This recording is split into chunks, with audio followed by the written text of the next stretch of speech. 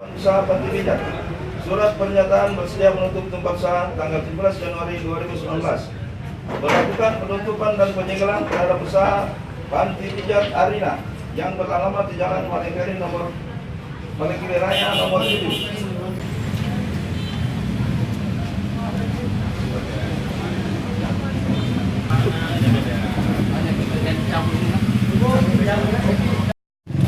Jadi ini komunikasi dari Dinas Pariwisata tentang penutupan tentang beberapa panti pijat yang ada di Malekiri yang harus ditutup. Jadi rekomendasi dari Dinas Pariwisata. Apa alasannya Pak sampai mau ditutup Pak? Pertama, selain isinya sudah tidak diperpanjang lagi. Kedua, termasuk dalam zona 200 meter dari tempat ibadah atau sekolah.